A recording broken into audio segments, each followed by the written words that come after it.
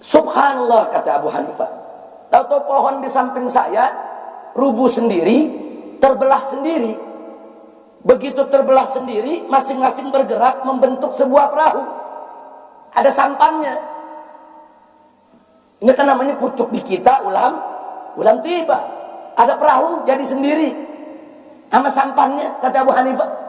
Aku naik. Aku dayung, aku sampai ke seberang. Baru aku sampai kemari.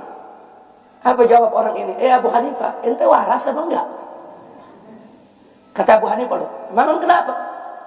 Ini orang ketawa terbahak-bahak, yang di atas diajak umat untuk mentertawakan Abu Hanifah. Dia katakan, masyarakat, lihat Abu Hanifah udah gila. Apa kalian bisa percaya?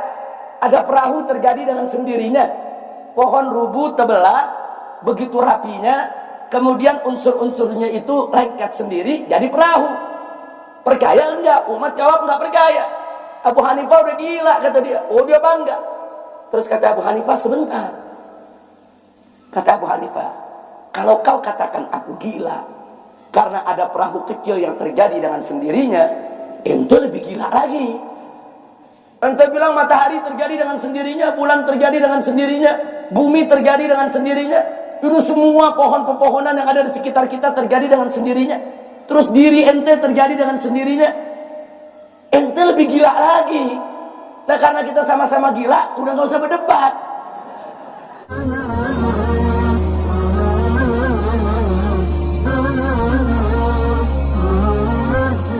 Nah, seperti yang sering saya ceritakan di beberapa majelis, bagaimana ada seorang mulhid, seorang ateis yang tidak mengakui Tuhan. Dia sesumbat di zaman Imam Abu Hanifah radhiyallahu taala anhu. Jadi dia sesumbar di tengah masyarakat. Dia katakan alam semesta ini terjadi dengan sendirinya. Jadi tidak ada itu Tuhan. Semua melalui proses alamiah, unsur-unsur yang ada di alam semesta ini, sehingga terbentuklah langit dan bumi. Nah, intinya dia tolak adanya Tuhan, dia tolak adanya Allah. Nah, kemudian yang menarik, orang ini pintar berdebat, luar biasa. Permainan logikanya, debatnya, diplomasinya, sampai banyak ulama-ulama di Irak ketika itu walahan. Dia tantang semua ulama untuk berdebat sama dia. Ada beberapa ulama yang maju, kalah berdebat. Nah, begitu ulama berdebat kalah, umat kan ikut yang menang. Ini bahaya. Umat begitu lihat, wah, ini orang hujahnya kuat, ini ulama gak benar, dia ikut rame-rame. Nah, makanya hati-hati, jangan coba-coba berdebat, apalagi kalau anda dianggap mewakili umat Islam atau mewakili Ahlus Sunnah wal Jamaah. Nggak punya kemampuan, minggir. Nah, ini yang terjadi di Irak ketika itu. Akhirnya para ulama ini melihat, walaupun ilmu mereka banyak, tapi menghadapi logika orang ini, para ulama ketika itu nggak mampu.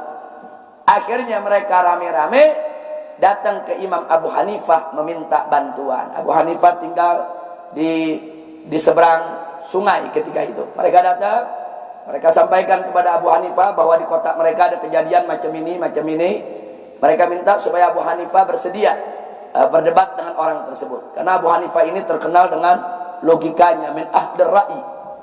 Nah, Abu Hanifah diceritakan persoalannya, kata Abu Hanifah, kalau begitu baik, sampaikan ke dia. Dia lagi nantang-nantang ulama, siapa yang mau debat. Abu Hanifah siap untuk menghadapi dia. Ditetapkan waktunya, ditetapkan tempatnya di lapangan terbuka, dan Abu Hanifah minta seluruh penduduk kota untuk dihadirkan. Ya pejabatnya, ya penduduknya, tokohnya, ulamanya, semua untuk dihadirkan. Dibuat panggung untuk mereka berdebat. Sudah ditetapkan jamnya di pagi hari. Nah, begitu hari haknya, semua, yaitu pejabat, ulil amri kumpul, semua para ulama kumpul, umat kumpul di lapangan, dan orang ini juga datangnya luar biasa. Sebelum waktunya dia sudah datang, percaya diri. Nah, karena dia percaya diri, dia punya kemampuan untuk berdebat, nggak pernah kalah. Nah, karena dia percaya diri, dia datang lebih dulu. Nah, kemudian pas waktunya, di waktu duha, kalau kayak kita sekarang sekitar jam 8, ternyata Abu Hanifah nggak datang. Ditunggu sampai jam 9, nggak datang. Ditunggu sampai jam 10, nggak datang. Yang gelisah para ulama. Ini bagaimana ceritanya kalau Abu Hanifah nggak datang? Oh gawat ini. Dan ternyata betul, begitu sekitar jam 10-an Abu Hanifah nggak datang sampai jam 11-an menjelang siang, orang ini mulai sesumbar di hadapan umat semua. Mana Abu Hanifah yang katanya mau berdebat, dia nggak berani datang, karena dia tahu dia nggak bakal menang, karena dia tahu dia punya logika lemah, dia punya argumentasi lemah, dia sesumbar. Tinggal ulama yang ada di bawah kalang kabut, gelisah. Ini orang sesumbar panjang lebar. Kemudian mulailah dia sampaikan pemikiran-pemikirannya. Gak ada itu Tuhan. Alam semesta ini terjadi dengan sendirinya. Dan orang ini memanfaatkan kesempatan. Mumpung orang ribuan yang hadir. Kapan lagi dia kemukakan dia punya pendapat? Selama ini kan dia kemukakan pendapat dari kelompok ke kelompok, dari orang ke orang. Saat ini orang kumpul. Dia tidak menyia-nyiakan kesempatan. Dia propagandakan dia punya pemikiran depan umat. Nah begitu dia sudah propagandakan panjang lebar, pada akhirnya Abu Hanifah tetap belum datang. Orang ini merasa menang.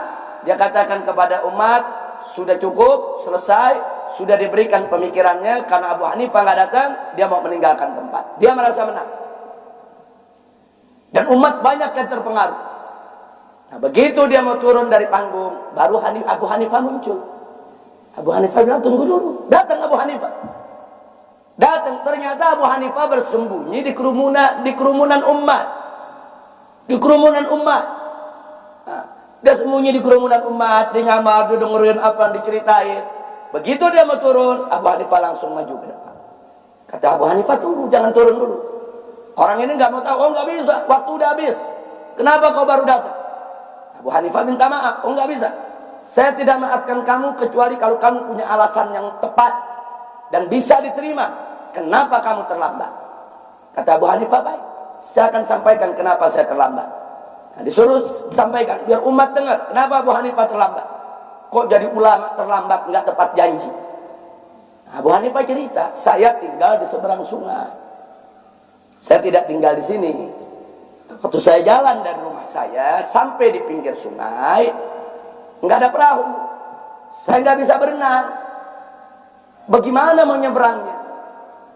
Saya nggak bisa. Saya duduk termenung di pinggir sungai. Bagaimana cara saya nyebrang? Saya duduk di bawah sebuah pohon di pinggir sungai. Saya cari cara bagaimana saya nyebrang. Subhanallah, kata Abu Hanifah. Tahu-tahu pohon di samping saya rubuh sendiri, terbelah sendiri. Begitu terbelah sendiri, masing-masing bergerak membentuk sebuah perahu. Ada sampannya. Ini kan namanya pucuk di kita, ulam tiba. Ada perahu jadi sendiri. Sama sampannya, kata Abu Hanifah. Aku naik. Nah, aku dayung, aku sampai ke seberang. Baru aku sampai kemari. Apa jawab orang ini? Abu Hanifah, ente waras apa enggak?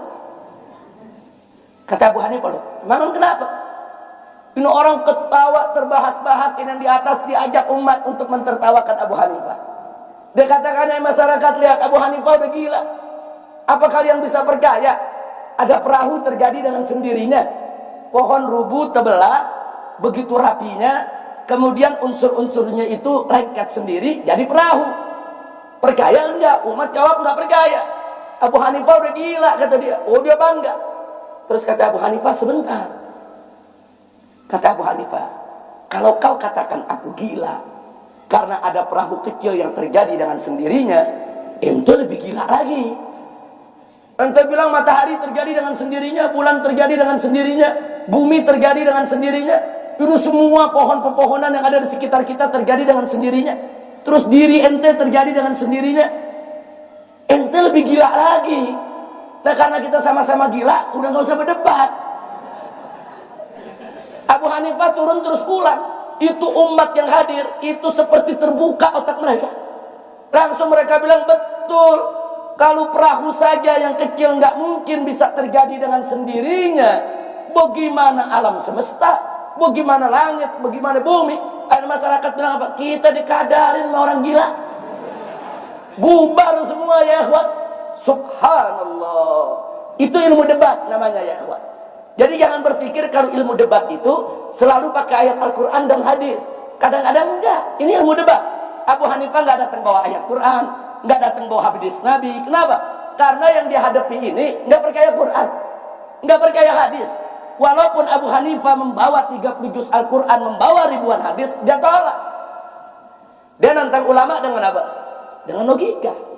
Dihadapi oleh Abu Hanifah dengan logika. Subhanallah. Nah, akhirnya hanya begitu saja selesai perkara. Pengikutnya bubar semua, kembali kepada Islam karena dia dianggap gila sendirian. Subhanallah. Nah, jadi sekali lagi kita ingatkan, hati-hati berdebat. Kalau tidak punya kemampuan, jangan berdebat. Sebab di kalangan liberal misalnya, mereka memang dididik untuk berdebat. Dididik untuk berdebat. Jadi ada pendidikan khusus, di training untuk berdebat. Begitu juga di kalangan Syiah. Memang ada ilmu khusus untuk berdebat, berdialog dengan orang. Diajarkan. Nah, sementara di kalangan Ahlus Sunnah, ilmu debat ini memang gak diajarkan. Karena Ahlus Sunnah ini tabu dengan debat. Nah, memang gak mau berdebat. Kecuali kalau terpaksa. Nah, tapi saya pikir di zaman sekarang ini yang sudah terlalu banyak, yaitu aliran-aliran di sekitar kita yang semuanya mengandalkan debat, maka perlu santri-santri Ahlus Sunnah wal Jamaah dibekali kemampuan untuk dialog, kemampuan untuk niqash, kemampuan untuk hiwar, kemampuan untuk debat. Tapi kemampuan itu jangan sembarangan digunakan kecuali lid darurah, kecuali darurat untuk menjaga ummah.